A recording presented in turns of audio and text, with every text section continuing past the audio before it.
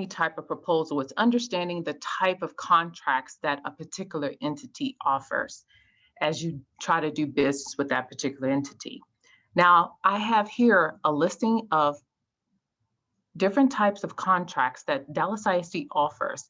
We have the CSP, Competitive Sealed Proposal, and that's primarily in your construction area. You will see that a lot in construction. We've recently been also introducing the CMAR contract type with, construction manager at risk. And we also have the RFQs, request for qualifications, and we also have RFBs, which is requests for bids. You'll see RFBs primarily for the purchasing of food and different things like that. Now, what we're all here today about is the request for proposal. One of the primary things that I want to identify as it relates to understanding the different types of contracts. A lot of people feel that price is the number one component as it relates to submitting a proposal. They feel if they have the lowest price, they'll have a better chance of winning the bid. And that is not true. You have to understand the different types of contracts and what they consider to be the primary thing as it relates to how you can successfully win a bid. Now, the RFB, which is the contract type that I spoke about before I showed you the RFP, that one is specifically about the pricing. Now, obviously, we want quality as well, but as it relates to winning bids, it's usually based on price as it relates to the RFP. But with the RFP, there are different components that are taken into consideration as you look at them and as you try to dissect what they're requesting and other components in addition to pricing. But price is not your number one thing as it relates to bidding. So don't underbid yourself in hopes that you'll win the bid, because that's not a good practice that you should get into. Now, the other thing, we want to make sure you know where to find these opportunities, because understanding the RFP process and all the contracts that are available doesn't mean anything if you don't know where to find them. So to find supplier opportunities, you would go to dallasisd.org/supplierop. There you can find a list of opportunities that the district currently offers. For construction and bond opportunities, you can go to dallasisd.org/bondop to see the construction and bond related opportunities. Opportunities are also located in local newspapers, Dallas Morning News, Dallas Examiner, and Aldea. Now, Dallas ISD is one of the only diversity departments that offers an MWBE mobile app. You can download our mobile app by searching DISD MWBE in your mobile app store to easily access both the supplier and bond opportunities. What I'd like to do now is take you to the website so you can see the actual opportunity where we actually keep those opportunities. We want to make sure you know where you can find them. So here is the site where you can find supplier opportunities. At the top, you'll get a little message from Procurement Services, and this is where you'll find the opportunities. So these are the current opportunities that are available with Dallas ISD. And a lot of times people will say, well, what type of products or services does Dallas ISD procure? We procure, as you can see on this screen, a variety of different things. We have police canine training. Who would have thought that a school district would procure those types of services, which is why it's so important that you be committed to looking for these opportunities pretty consistently. New opportunities are uploaded on our site weekly. So you should have good practice to take a look at the site at least every week. Either on Fridays or Mondays would be my recommendation. So as you look on the site and see the different opportunities that are available, and I think I saw some cleaning companies on here, and the thing that I also want to point out is when you look at the title, don't automatically assume that you can or cannot perform those duties. The best thing to do is to open it up, take a quick read to make sure that it's something that you can do. Now, again, we have like bus wash, bay repair services. Now, this sourcing number here that you see here, this is a new feature for Dallas ISD. We recently, less than a year ago, started the electronic bids. The electronic bids currently is only for goods and services. We do not have electronic bids for construction opportunities. So those in construction still have to submit their bids by hard copy. Now, you can still submit your RFPs by hard copy, but we have a convenient opportunity for you to submit that electronically. And hopefully we'll be having a training on how to submit electronic bids soon. Here's the RFQ. Remember, we talked about the RFQ, and this is the RFP. So I kind of want to explain to you what these numbers mean. So RFP is the type of contract that's been identified. The initials is the buyer's initial, and then this is just the RFP number, and of course the title. The sourcing number, again, is how you would search for this particular opportunity in the electronic bidding. Now, you can only submit electronic bids if you're already registered as a Dallas ISD vendor, which means if you are not registered currently as a Dallas ISD vendor, you will not be able to submit your electronic bid. You can still submit a bid, but you would just have to do it the traditional way, either by mail, or you can submit it to the office, to our procurement department yourself. Now, since these are active RFPs, we will not be able to answer any questions for you, but I just wanted to show you a glance on what to expect. So I'm going to keep this up here for right now, and then we're going to go back to the PowerPoint. But we're going to come back to this RFP because there are certain things that I want to point out to you, and I want to make sure that you're aware of.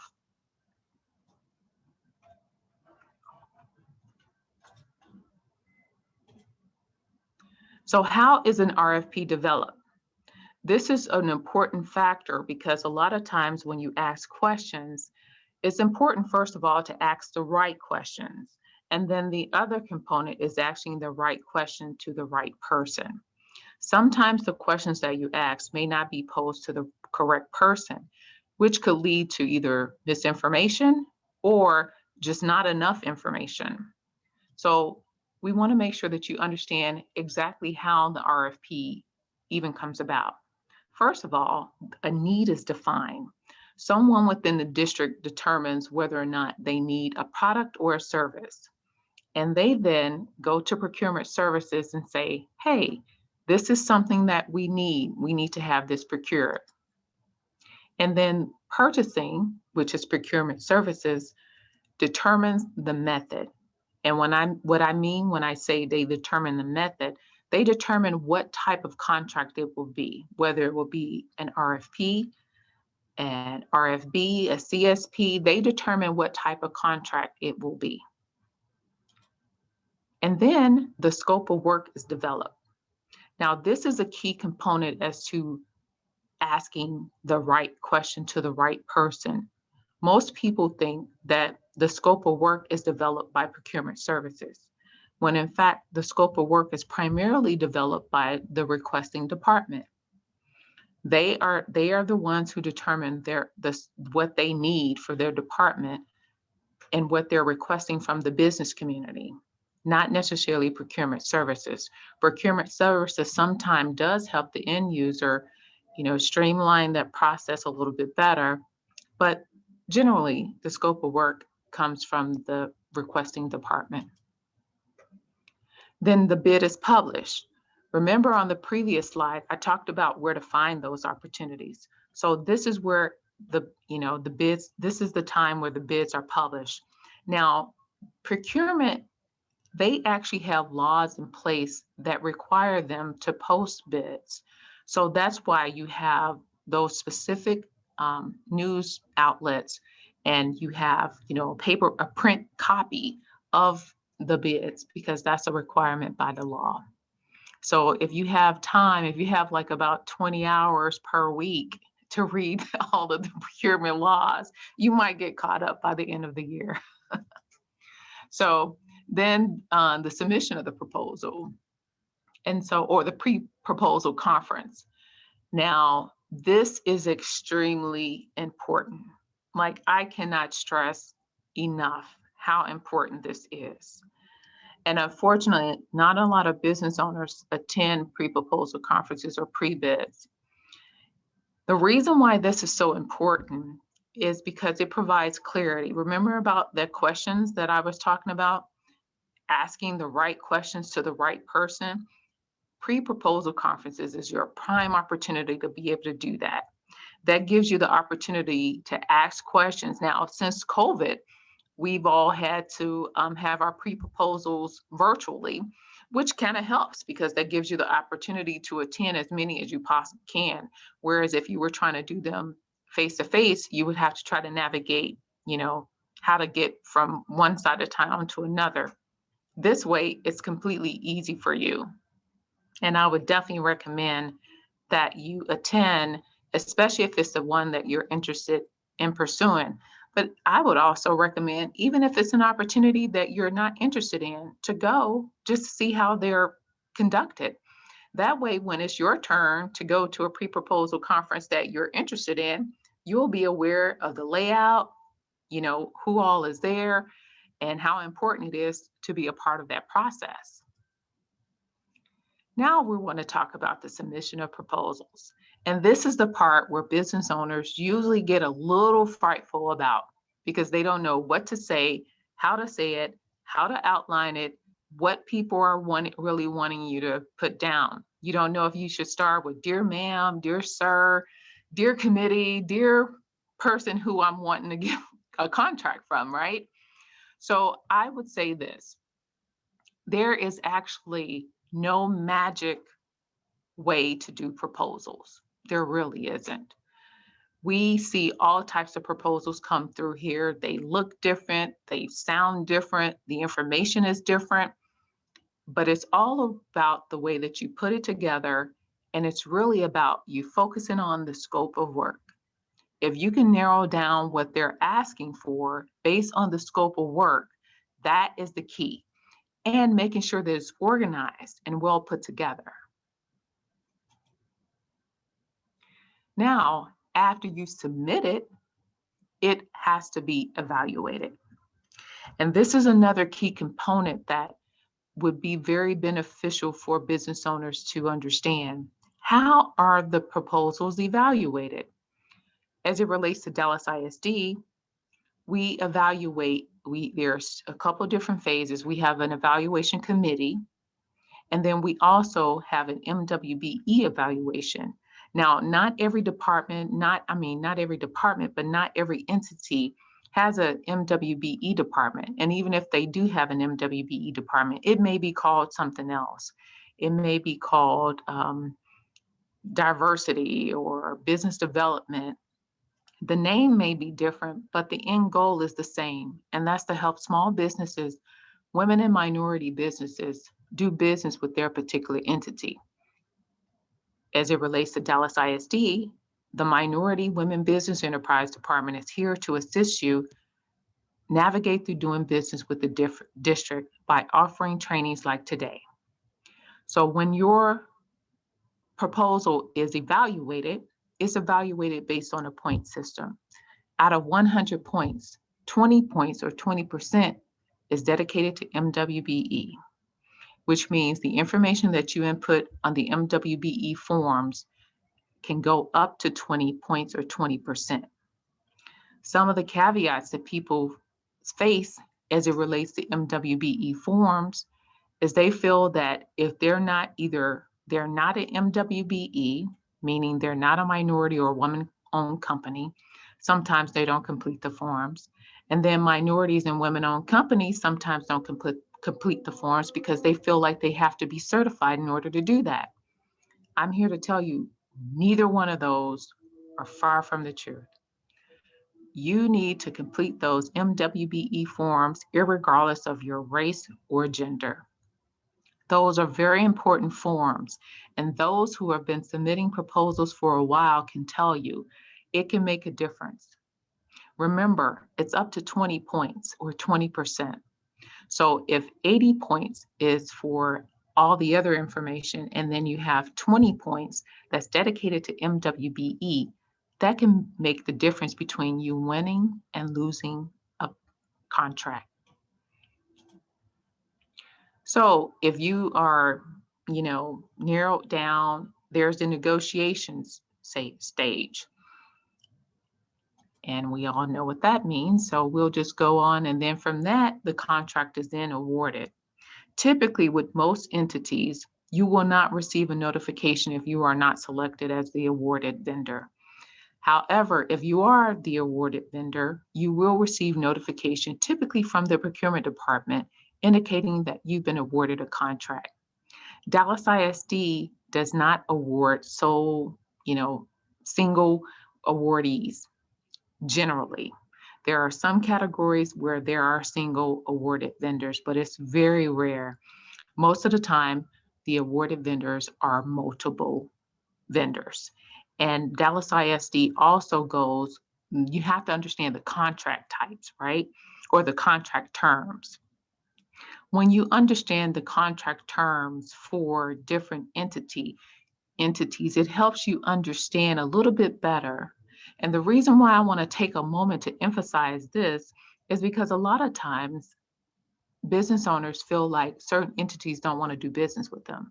Oh, I've tried to do business with Dallas ISD before. I can't get any business. I don't know what's wrong with them. They have this goals, these plans, and I've yet to do business with the district. But when you understand the contract terms that the district has in place and how the procurement policies play a crucial role in that, sometimes it has nothing to do with the district's inability or unwillingness to do business with you. It's simply based on sometimes the contract terms. For example, if you're an awarded vendor with Dallas ISD, you receive a contract. That contract term can be from 3 to 5 years, which means that any company that offers a similar product or service that you offer based on the awarded contract, they will not be able to do business with the district until your contract term has expired, which means if you've missed that opportunity, the opportunity will not become available again to 3 to 5 years. So that can seem like a lifetime for a business owner. So for example, we just recently had a PPE bid. Now, for those of you who've missed that opportunity or wasn't awarded, you'll have to wait potentially 3 to 5 years for that opportunity to become about. So that means if you've missed that opportunity and 3 months from now, you contact one of us about PPP opportunities and we say, hey, we don't have any opportunities available. That bid took place a couple months ago. You won't have the opportunity again for 3 to 5 years. And in your head, you're like, what? And say, for instance, one of us didn't say that. We didn't say you have to wait 3 to 5 years. We just said that we don't have any opportunities. And you're waiting and waiting and waiting, and you don't see any opportunities come about. That's because of the contract terms. And like I said, I wanted to spend a little time on that because I know that not having that clear understanding can be very frustrating for business owners and make them feel like entities are not interested in doing business with them. But sometimes it's simply about timing. Now, I'm going to go ahead and go back to the website so that we can look, and I want to identify some of the information that is on the RFP. And so this last little bullet here talks about performing the contracted agreement. Once you're awarded, we definitely have an expectation that you'll perform the contract under the terms and at the best of your abilities. So we're going to talk about the components of an RFP. So I have here some of the different components, background information, instructions, requirements. I'm not going to go into too much in depth for that because I usually do this type of training and it takes me a couple of hours. We don't have that kind of time today. So for some of this, I'm going to just skim through it because I just want to get you to get a general idea of the components of RFP, but then I wanted to have a conversation with you on the things that I feel that would be most important to you, like the contract terms. And so then we have the request for proposal forms. So there's approximately 15 forms, and that's another discouraging factor for business owners is the length of some of these RFPs. Some of these things are 100 pages. You know, they can go on and on. My recommendation would be for you to, especially if you're new to submitting bids, it can be very intimidating. First of all, because it's a lot of paperwork, it's a lot of reading, and sometimes you're like, okay, what are they asking me for? Which is why the Q&A section is so important. So let me go back to the website and let's take a look at that RFP we pulled up. Now, some of the things that I want to point out to you is some of the important dates. Because at the end of the day, you want to make sure that you follow the different dates. This particular RFP, it looked like they had a renewal date. So they put it back out there. So they're telling you on this page what to return here, right? So they're telling you that, and that's important as well. But the key things that I want to point out are these dates. Again, this thing has been resubmitted, so just disregard these particular dates. But I want to definitely highlight the dates because the dates is what's the key right here. Now, it's telling you that the RFP was issued on January the 31st. And most of the time, these things aren't on the they are not out on the street that very long. So the turnaround time is pretty quick.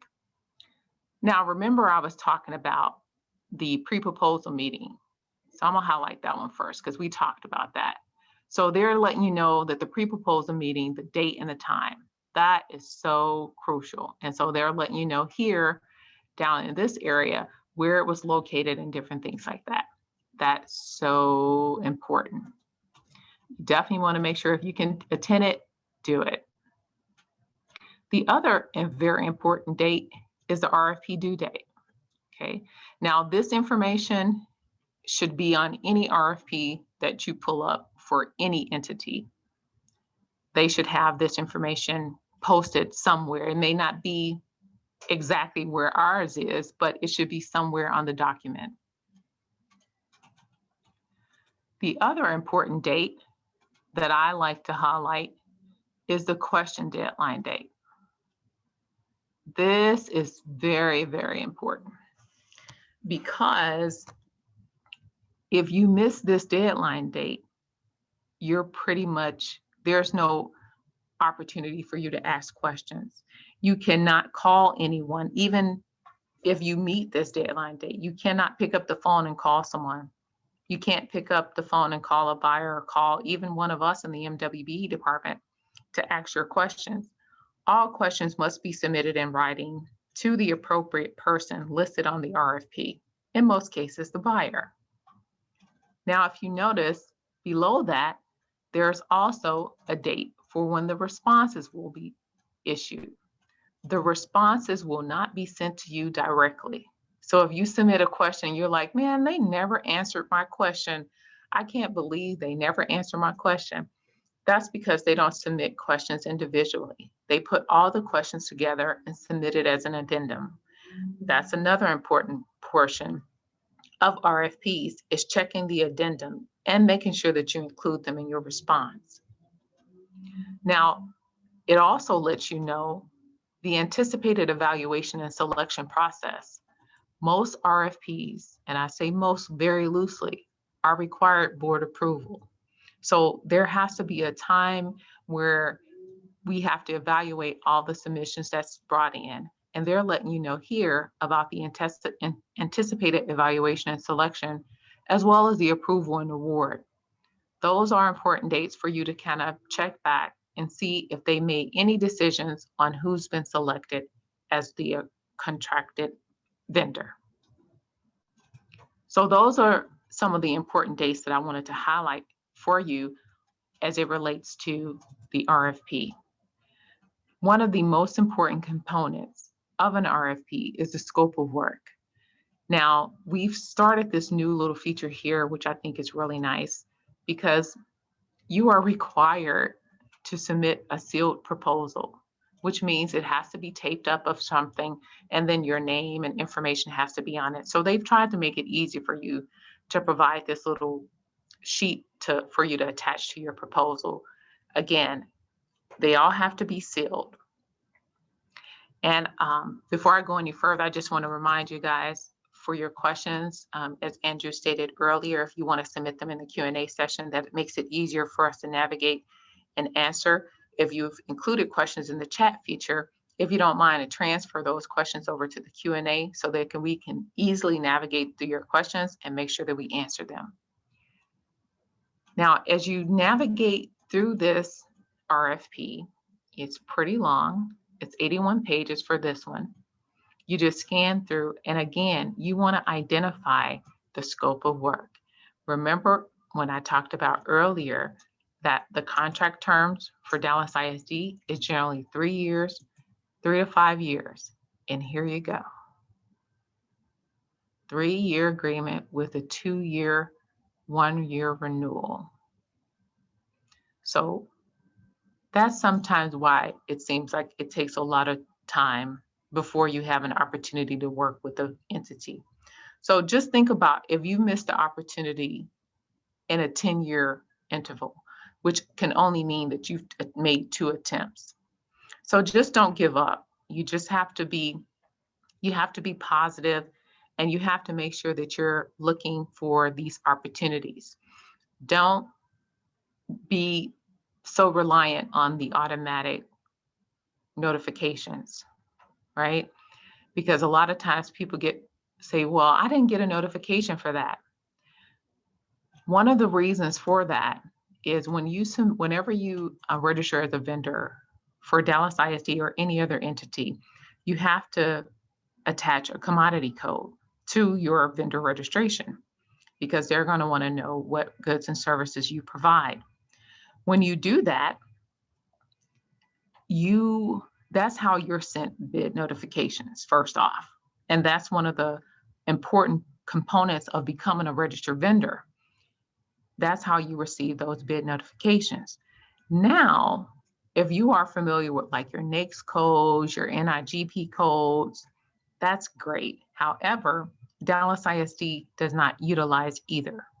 Dallas ISD has its own commodity codes, which means that whenever you submit your vendor registration and you put the code in there that closely relates to whatever goods and services that you provide, that's how you receive bid notifications. Now, say for instance, there's a bid notification out and you did not receive the bid, you did not receive the notification for it. It could be as simple as a digit off as to the reason why you did not receive that bid notification.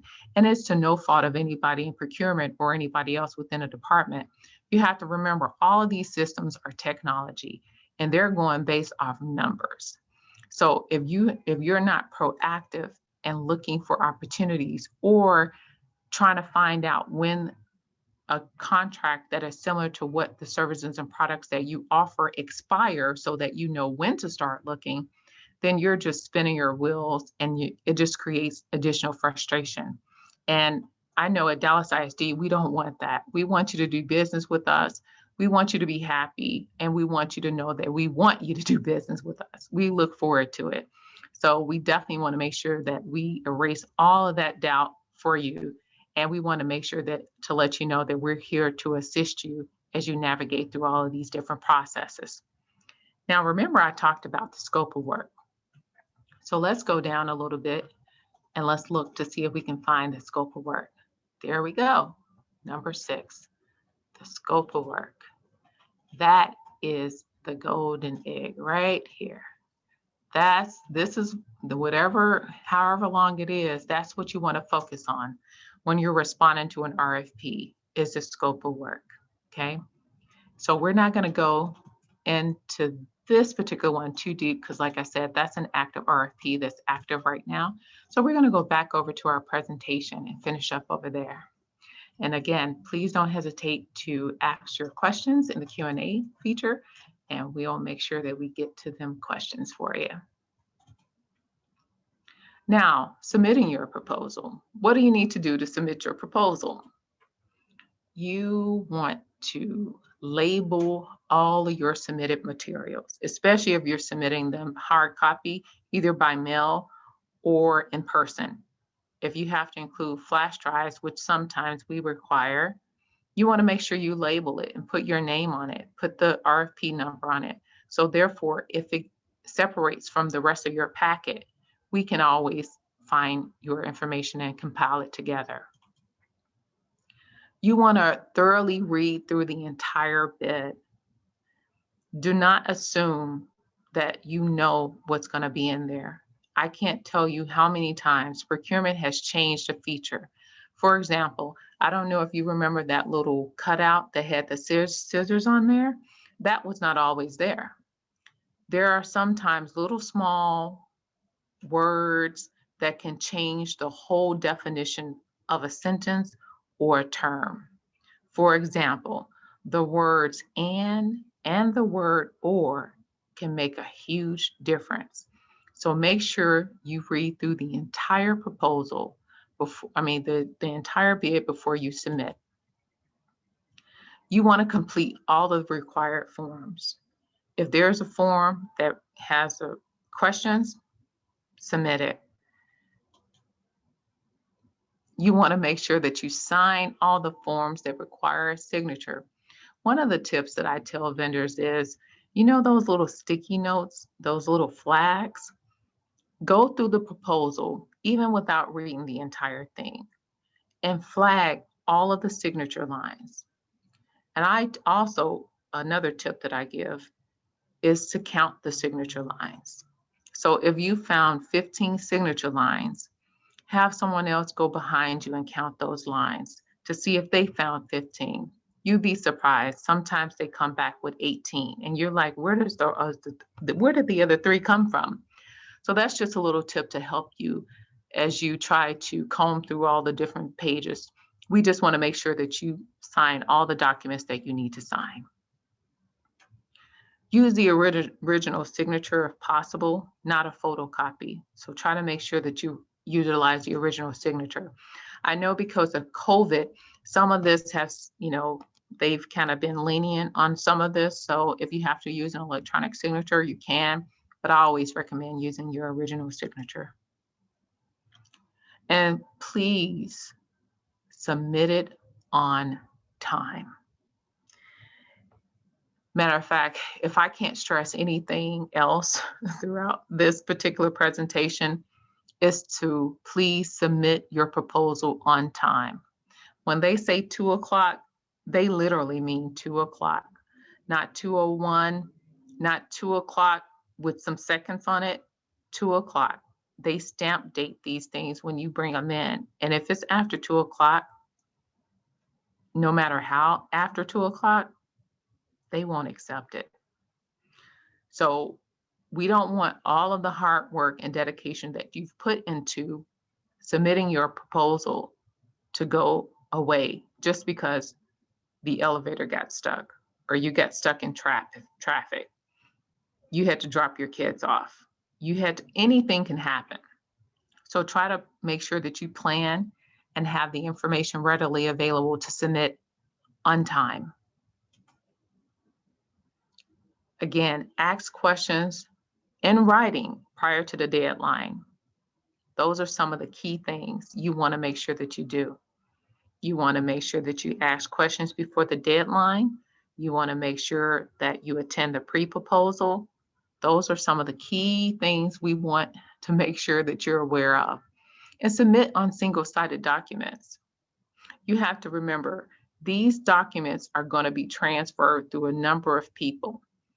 A lot of times people think that the buyers make the decisions. They don't. It's a committee. So if you submit your documents on double-sided paper, you're forcing someone within the procurement department to recopy those on single-sided, and it just creates a problem. Or when they scan it, sometimes all the pages don't get scanned in because you've double-sided them. And then now they may be thinking you're missing some documentation, and it could simply be just on the reverse side. You got to think about it from their point of view. That's another tip that I tell business owners. Think about it from their point of view. If you have 100 responses to a bid, you want to make it as easy as possible for them to get to yours.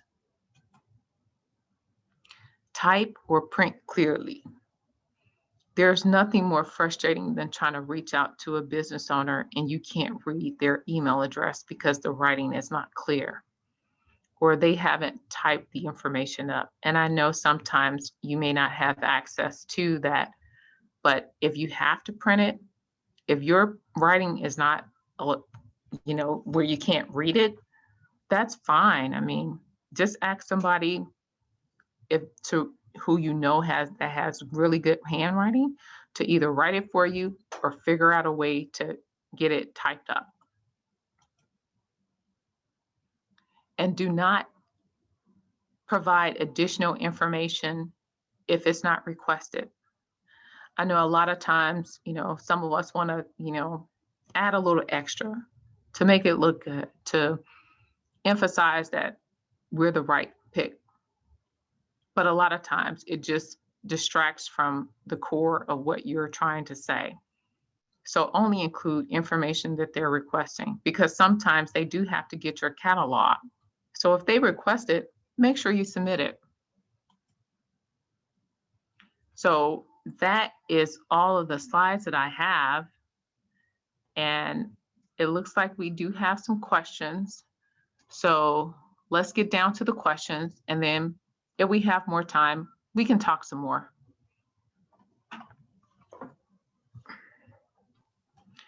Okay, let's see what we have. You have them there, Stephanie? Yes. Okay. Okay. Is it Nija? I think it is. Is there a quick way to find what the approximate dollar value of a project contract is? We don't bid on projects under a certain dollar amount, so it's important for us to quickly understand if a project is worth bidding on. That question is, there's a couple of different ways you can do that. Now, depending on the time that you have, because most of it, unless it's a construction bid, they typically don't have that information available, but you can always have an open records request to request that information. Adriana is asking, is there a central place where all pre-proposal conferences are posted? Unfortunately, not. That's not available. Usually the pre-proposal conferences are posted within that particular RFP.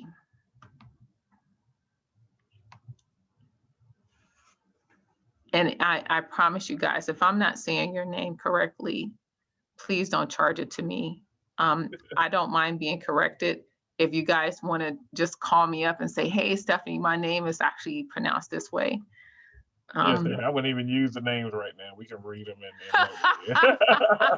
I want to let them know I'm talking to them. I understand. So we gonna Ikina. Where do we go to sign up to register? That's a great question. So you want to go to our iSupplier site. I'm going to actually type it in here. I'm actually going to type it in the chat feature so that everybody can have access to it. Thank you so much for asking that question, Deborah. Will they provide us with a debrief if not awarded a contract? Thank you so much for bringing that up, Deborah. They will not offer it to you, but you can always request it. That will be one of the things that I was going to add, that you request a debrief if you do not win the contract. Thank you so much, Deborah, for nudging me with that one. Appreciate that. Lloyd, after an RFP has been awarded, how much information can we obtain about the winning proposal? That has changed over the years. You used to kind of be able to get as much information as you wanted to request. They've kind of changed that a little bit, but you can open an open records request. And actually on the MWBE webpage, we actually have where you can go through the proper channels of requesting that information. So if you go to the Dallas ISD MWBE webpage, that just makes it easier for you. You can see open records request tab on there, and you can get the information from there. Thanks for asking that question. Adriana, where do you find if a decision has been made on a vendor? Typically, we do have a portion on the Dallas ISD web page where you can find that information. And if we have time, I'll show you where to go for that. But it's usually part of the Board of Trustees page. That's where you can go to find out information on, but you have to have the RFP number. You have to have some information to look for that. It's open to the public, so it's available to you. So if we have time, I'll try to go to that page. Thank you for asking that question. Tony wants to know, how do we present your MWBE information when you are partnering with another company? Example, the company we use to supply our PPE orders or on a solar project. Okay, so Tony, let me see. How do we present my, oh, okay. So are you a sub? So Tony, help me understand, are you a sub of another company and you're trying to figure out how to submit your MWBE information on the documentation? And more importantly, are you referring to the MWBE forms for Dallas ISD? I'm not sure, maybe you can just respond to that in the Q&A, and then I'll come back to your questions, because I just want to make sure I have clarification on that. Tanel wants to know, if we submit the response electronically, do we need to add the sealed document? No, the sealed document is just for those that are being submitted in person. Kelvin wants to know, where can we find a listing of the DISD commodity codes? There's not a listing posted anywhere of the commodity codes that I know of, unless that's been changed. When you go to register, that list is in the portal for the vendor registration, and all the commodity codes are there. You can just you can do it by search, or you can do it by code. You can just search like whatever commodity, whatever services or products that you offer, and see if it's there. And if it's not, you can reach out to one of us and we can see, usually if it's not there, just try to find something really close to it, because like I said, we don't use NAICS or NIGP codes. We're special. Albert, do you provide a list of attendance to the bidders meeting? Yes, we do. That's public information, and it is provided on the site. You just have to go and look, and you'll see the listing under the addendum. Okay, Tony, do you recommend graphics in a proposal or straight text? It really depends on the proposal.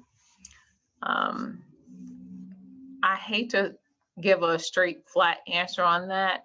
I would say if it makes sense, yeah, go ahead, but don't overdo it. But say, for instance, if the proposal is about graphic, like a graphic art or whatever, you may want to, flex your muscles a little bit, but it just depends on what it's about. Thanks for your question, though. Mona, hey, Mona, how's it going? Okay, your question is, what tool do you recommend to help with putting RFPs together? I don't really know of a specific tool necessarily. Now, I know that there are some estimating tools out there that can help you with the financial piece. And I know especially on the construction side, but as it relates to other tools that are available to help you put together an RFP, I'm not aware of that right now, Mona. That's something for me to look into, though. So if you want to send me an email and not nudge me a little bit, I'll try to see if there's something out there that I can find. But as of right now, I don't think there's anything out there available. Like I said, for estimating, yes, you can find all type of estimating tools that are available to kind of help you with your numbers. But with the other stuff, it's usually really a flow of just answering questions, really. J. Francisco Escobar. Are there any opportunities that go out to bid only to potential MWBE's diverse supplier partners? We don't necessarily put out bids specifically targeted towards a specific gender or ethnicity. All the bids are open to the public and anyone can apply for them. Now, as it relates to our department, we are dedicated to helping minorities and women-owned businesses navigate through the process. So if you need any additional assistance, we can assist you as much as we possibly can. But there are amazing resources that are out there, like the SBDC, SBA, that can assist you with navigating through some of that. And if you need those resources, our department, I'm sure Andrew Nim can help you with some resources as well. Thank you for asking that question. Stephanie, I think we got time for probably a couple of more questions, Betty. Okay. Okay. Okay. We'll get the other ones answered. We'll make sure we get to those and get back to those. Okay, sure. Okay, so let me go with Carl. If the RFP is that it's being offered, has been offered before, is the old RFP available for public view? You have to request it. Anything that's closed or anything like that, you have to request it through the public information request. Michael wants to know, what tool do you recommend for helping? Oh, okay, yeah, same question. Gotcha. Thank you. Okay, Tony. Tony, so for your question, you may want to, if it's a Dallas ISD project, you may want to reach out to one of us and we can assist you with that. But the information is pretty, you have to pretty much put the information in the MWBE forms. So we have MWBE forms. The MWBE forms is in all of the Dallas ISD RFPs. So you'll see them in every RFP. So they're required documents. Thank you so much for asking your question. Andrew, do I have time for one more or is that it? Yeah, go ahead. You can take one more. Okay. Let me see. Okay, let's see. If the contract, Doretha, if the contracts are not awarded to individuals or single companies, would this eliminate a company because they don't have a joint venture? Alternatively, would you award to two small businesses of your choice? Actually, the way that it works is it's just a list of companies. Most of them are small companies, which is why there's typically so many, because we have a very large district. So the district just usually awards many, just in case one company does not have the capacity to fill the needs of the orders. We have other companies to choose from. So that's really the reason. So just because you have a small company, we don't want to discourage you from applying. We still want you to apply. Please, in fact, please apply. We encourage small business to apply, but I definitely appreciate your question. And I see there's well, let's see, I might be able to squeeze through these two. Terrence, is you're a freight broker. You have a lot of RFPs are for other services than I provide. However, they may require freight services that I can provide. I'm also a hub, so do I have to complete the RFP as a primary, or should I try to find established broker or partner? Yeah, I would recommend maybe as a subcontractor or something like that. So attending the pre-proposals would be beneficial for you because you can kind of see who's bidding and who might need your services. Aaron would like to know, a lot of these procurements requests either electronic submission or paper submissions. If I do electronic submissions, we'll also have to do mail. No, in fact, if you do the electronic submission, that's going to stand precedent over the paper. So even if you submit the paper, they're only going to look at the electronic submission. So if you do submit the electronic, do not submit the paper. You only have to submit once. That's a great question, Aaron. Thank you so much for asking that question. Adriana, that's a good question. If my business is located in Austin, does it qualify for Dallas ISD? Absolutely. If you have the services and products that we are looking for, hey, come on down from Austin. I know they say keep Austin weird. You could be weird in Dallas too. Come on. Thanks for asking that question. All right, I think that's it. Girl, I think we got a couple more, but I think I've already answered Tony's question. And Ken, thank you so much. Thank you for attending today's event. Appreciate you. And that's it, Andrew. All right. Thanks, Stephanie, for that. And think Tracy is coming on to close us out, but before Tracy get on, I saw Annie. Annie, you still there?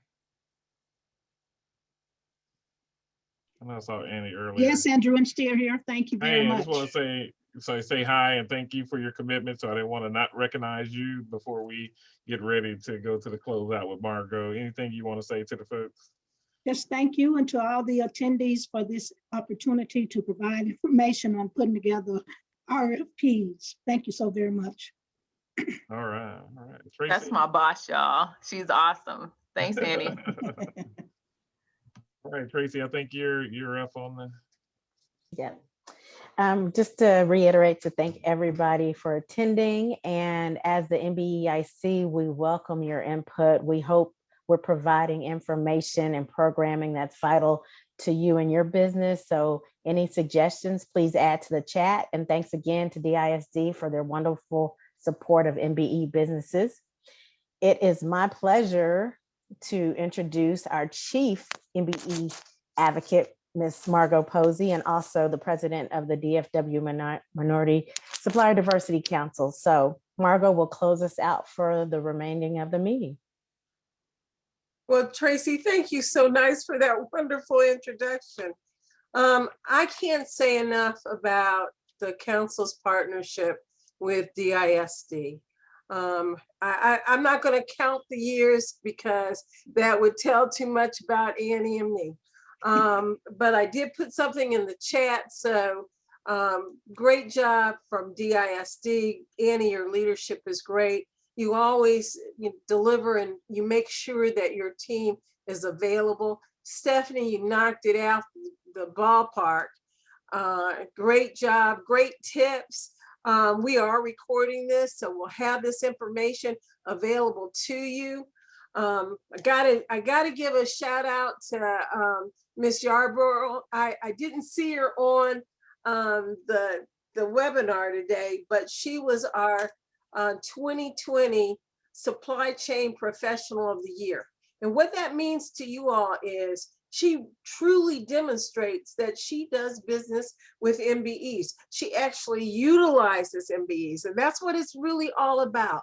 So I want to thank her as well. I want to thank each and every one of the participants that stayed on the call and listened for this information.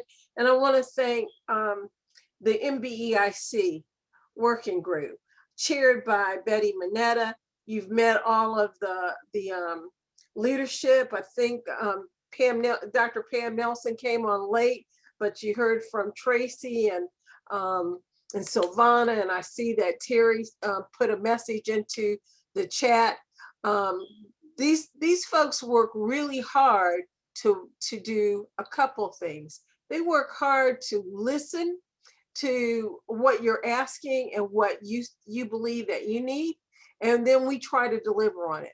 And they do a considerable amount of work while they're also running their own businesses. So yes, it's volunteer, but it's like a second job. So I appreciate each and every one of you because you are an extension of the working staff, given all the work that you do. Again, thank you so much for attending today. Great job again to DISD, to Stephanie. If you've got additional questions, if you send them to us, we'll get them to Stephanie. And the really wonderful thing about Stephanie is she is always willing to respond. And so again, thank you. And Andrew, I'm just going to turn it back to you. All right, thank you again. And before we get off, I'm telling Stephanie, you did a great job. When you turned your camera off, I thought you turned the recording on because it was just going so smooth. So great job. Oh, thank you. Thank you. And That would have lastly, been a good before we idea. leave, Next time I'm I going would to be do that. Yeah, I would be remiss if I didn't talk about knowledge is power. We always partner with Annie and team there. So if you guys can give us just a date, and I know some more information that's going to come, but I know you guys have a date. So, drum roll. Thank you so very much, Andrew. We appreciate the opportunity. 2021 Knowledge is Power Conference coming soon. We're excited. The 13th and the 14th of March from 2:00 p.m. to 4:00 p.m. is going to be virtual. We're excited. We will send you additional information. Always remember that knowledge is power. Power. All right, so we're gonna end on that. Thank you, everybody. Again, Thank you, we'll send the- everyone. we'll Thank send you, the guys. Have recording a out. great All right, day. everybody. Thank you. Bye, Thank you, everyone. Betty. Thanks, everybody. Thanks. Thank you, everybody. Thank Thank you. you. Okay.